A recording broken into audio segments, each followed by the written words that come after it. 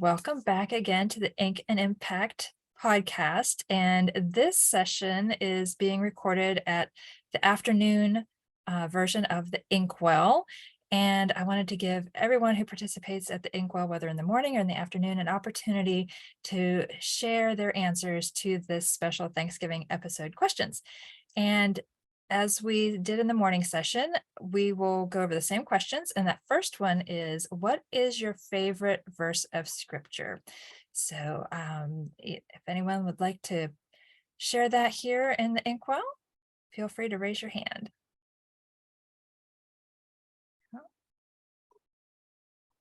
Yes, Suzette. Yeah, make sure you're unmuted there. Okay. I, for years, have kind of clung to 2 Timothy 1:7. So, for God has not given us a spirit of timidity or fear in some versions, but of power and love and self-control, or a sound mind in some versions. But that is my go-to for so many different things. Yes, I love that verse too. And Brenda McDermott. Yeah, Suzette, I like that verse. Mine is Psalm 16:8, and it says, I have set the Lord always before me. Because he is at my right hand, I will not be shaken. And that's a verse that I have clung to. And many times of felt like I'm being shaken, I can cling to him. And that applies to every aspect of our life, but in writing too, because we struggle with so many things, whether it's fears or negative feedback or just the overwhelm of what to do next. It's so comforting to know that we can always cling to him and he's guiding us. I love that. Yes. Great. Melissa Pickens. Yes, I have to say, sometimes mine changes through the seasons of whatever is going on, and what I'm facing or walking through. So currently, one that's been really resonating is Psalm 73:25-26. Whom have I in heaven but you? I desire you more than anything on earth. My health may fail and my spirit may grow weak, but God remains the strength of my heart. He is mine forever. The strength. Yeah, it just, there's so much to unpack in every single line of that, because it's easy and hard struggles to desire other things. But ultimately, my desire is him. He's the only one who won't disappoint. And truly, when my strength does fail, man, I'm totally dependent on his glory strength. Even when others say, you're so strong, but I really am not. It really is a God strength breathed into me that I don't have. So good. It's very true. Thank you for sharing those.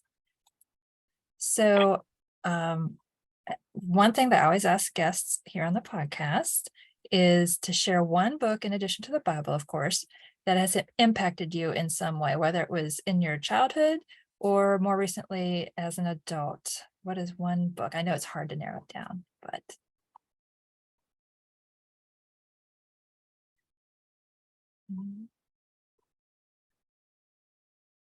Yes, Brenda. Well, I really love to read. I read so much, but I've read a really good book lately that made an impact on me. It was after I wrote my own stories in the Storyworth app. I don't know if you've heard about Storyworth, but my daughter gave me a Storyworth subscription.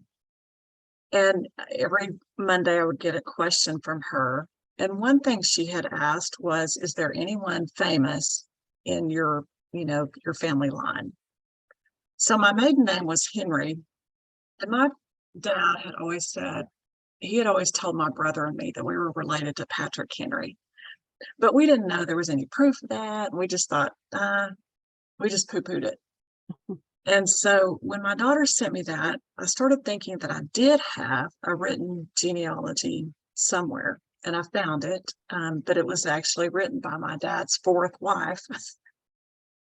And I didn't know for sure if she had her information correct. But as I looked down through there it was that we were related to Patrick Henry, and I had never noticed it before. So I did some research and it was accurate. And then at the time that I found that, I was reading a book called 100 Bible Verses That Made America. And it was really good. It was a lot of historical things about how different Bible verses strengthened people, who made America what it is today. Well, in that book, there was a Bible verse and a speech that Patrick Henry made with this, his application of this verse to what was going on in our country, at that time. So that book really affected me. That whole experience kind of affected me. It wasn't like I was just, oh, so proud to be related to Patrick Henry, but it connected me to how much our legacy can really move forward and stay alive. And so those stories, it made me really diligent about finishing the stories that I was writing, and how our children and those who come after us can be encouraged by our faith and encouraged by how the Bible speaks to us and how we actually apply it to our lives. So I loved that book. I've not heard of that book. I'm going to have to look it up for sure. That's a great story. That's good.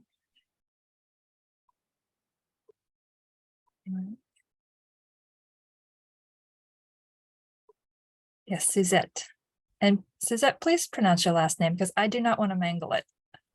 You would not be the first. It is Catapodus. Catapodus. Thank you. Catapodus, yeah. So I happen to have it. I don't know if you guys can see it. Rick Warren's. Yes. What is it? It is what on earth am I here for? I was going through just a valley kind of a time in life and caregiving and working full time and kind of really worn out. And so I went to see my pastor who had retired, and we had always stayed in touch, and so he said, well, come on over, let's have some coffee, so I went to him and his wife's house, and so he says, let's do this. And lo and behold, he took me on this whole year-long, or how many ever days this is, I can't remember now, I think, but I've gone through it, and I've gone through it multiple times, and every time I go through it, I use a different color pen or highlighter or what all. And then I took a friend through it who was kind of experiencing another, valley time. And I think now that you've asked me about it, I'm going to go through it again because it's a different experience every time. And I just leads me to Bible verses, leads me to passages, leads me to prayer. And it's just really been a good experience to go through. Other than the Bible, this is the book that has impacted me the most. Maybe because of the experience of a dear friend going through it, taking me through it, and me taking another friend through it. But it really makes you center yourself in the Word with Jesus and walk through it. It's a guide. It's a good guide. So yeah, I enjoyed that quite a bit. Okay.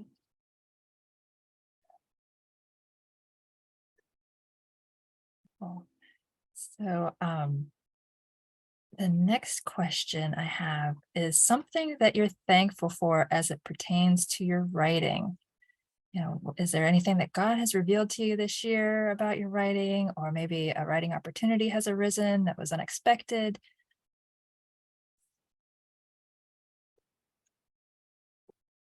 Yes, Melissa.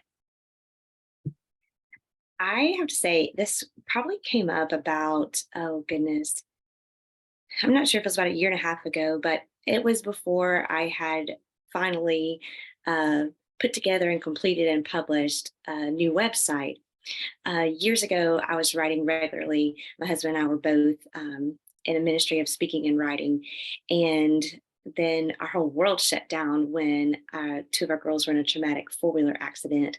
And just for the whole next almost decade, it was just trauma on top of trauma on top of trauma, massive reconstructive surgeries, like 6-month-long recoveries, and just a whole slew of things happened, even in the middle of that homelessness.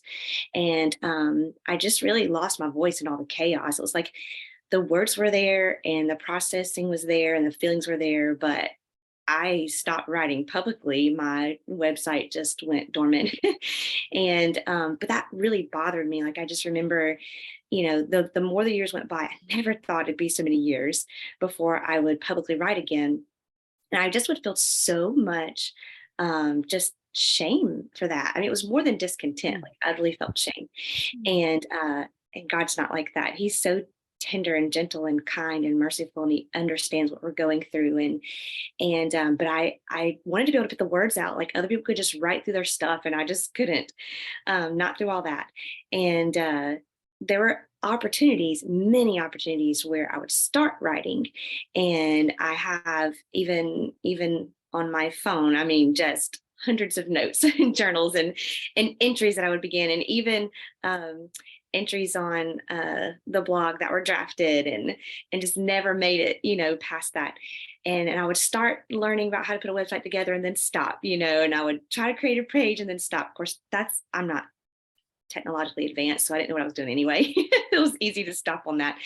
But it was just this constant, you know, back and forth of what to me just felt like only stops. I didn't even think about the fact that I'd start every now and then, but just stop, stop, stop, stop. And I was in another writers group, and someone who's been in Christian publishing for like 20 years and helping new writers, get their voice and get their words out into the world. And he was asking us what types of things have we been hearing that are faults or not good. And for me, it was just that repeated voice of frustration of, oh, all I ever do is just stop, stop, stop. And I would be so afraid that I not only wouldn't start again, but that if I did start, I'd stop again. I was just afraid it'd just be forever stops and I wouldn't get anywhere. And then he asked a question somewhere along the lines of, now what is God saying back to you, to reframe that, to give it, to shift that perspective. And it was just so kind and so tender when the Lord whispered back, you can always start again. Mm. And Mhm. that sounds so incredibly simple, but the more I just let those words sink in, it began to relieve the pressure that I constantly felt, which left me this perpetual state of fear of stopping again. It just began to relieve the pressure. Ah, I can start again. And it shifted the focus to I can start again. So I quit focusing and thinking all the time on the word stopping, and without even realizing it, and more began to just realize I can start again. I can start again. Just the kindness in that. And then, a year ago, out came the website, And even this year, it looked drastically different than I ever expected. I haven't had a new post. There's tons of posts on the website, tons to go through, a wealth of stories and information there for people. But I haven't had anything new since April because I lost my cognitive function and ability through some illnesses to be able to write in that longer setting. So I've been doing shorter form through Instagram, but there's just been a different feeling. At times I felt frustrated and, but I never fell back into that place of, ugh, I'm just stopping, stopping, stopping. I was writing all along, just in a different way and in a shorter form, through the Instagram platform. And it never stopped, it just looked different. So I hope that helps someone else who may find themselves in that place. Oh, I think it will. That is so encouraging. Thank you for sharing that, Melissa. Sure. Yes. Anything else? All right. Well, one thing that I also wanted to give you guys an opportunity to share was if there's a writing or publishing or marketing tip. I know that all of us as writers, we struggle with different things at different times, and we are always learning as we go. And so I believe that each of us has something that we can share with another writer. So what is one thing that comes to top of mind that you would recommend to a fellow writer?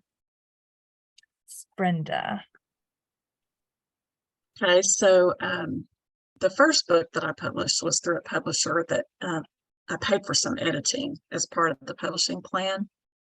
And I was really disappointed with it. I thought that the editing would include some real meaty things that I needed to change or work on or improve in that manuscript. And instead, it was just not really anything. There was just very, very little.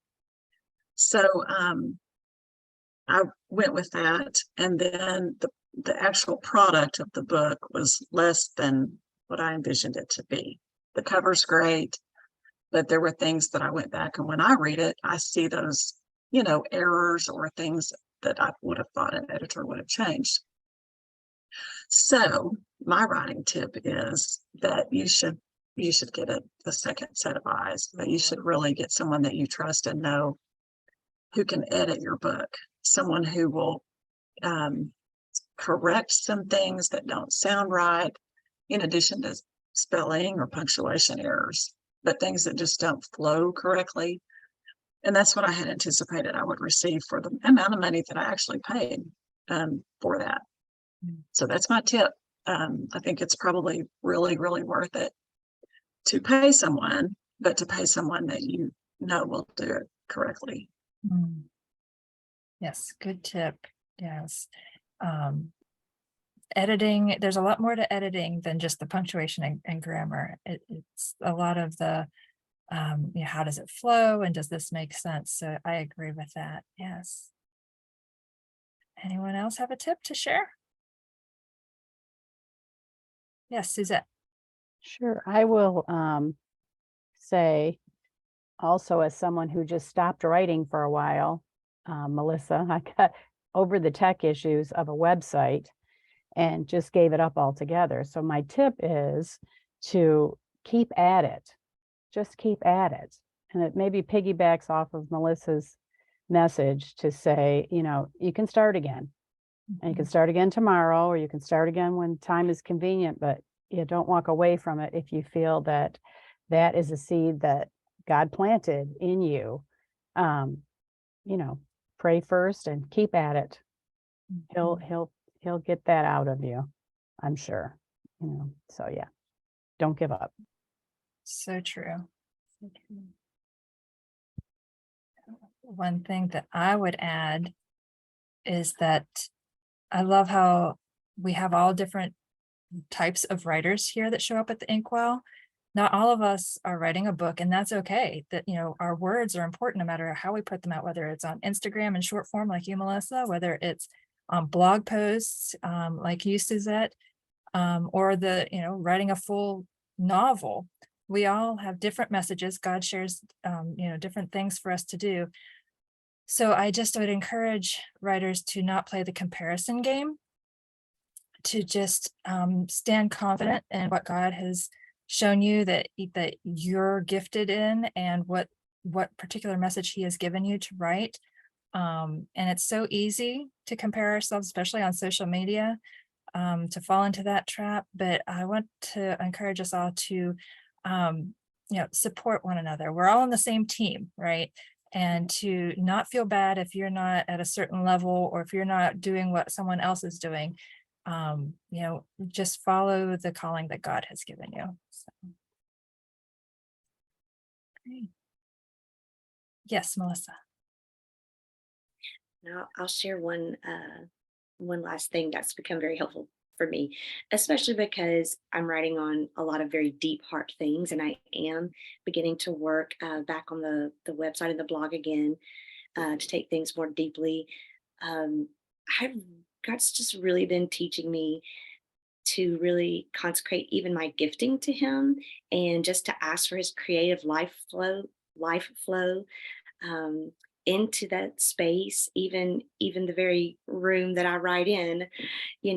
Just sometimes to turn on a worship song. Sometimes there's a message that resonates, and just have that space, because especially if you are a writer who's dealing with a deep heart message, it's incredibly helpful to let the Holy Spirit be leading that. But it's just really that beautiful dance of union together. And so just really consecrating and asking for his creative life to just flow into that space, and let the very flow of his spirit, come through the stories, and every choice, whether it's choosing pictures and, words to add or stories to tell, it's been immensely helpful for me. Great. I couldn't agree more. It's, as Christian writers, we sometimes, even though we know better, we sometimes separate his presence with our writing. And so I think that's a very important reminder, Melissa, to invite him in and, into all of our writing and even, like you said, into our writing space. So thank you for sharing that. Right. Well, if there are any other tips or suggestions? No? All right. Well, thank you so much for sharing all of these wonderful resources and tips with our fellow pen pushers who are listening in today. And thank you for listening and joining us here on Ink and Impact. And all of the books that were mentioned on this episode will be shared in the show notes with links to those. So be sure to check that out at inkandimpact.com.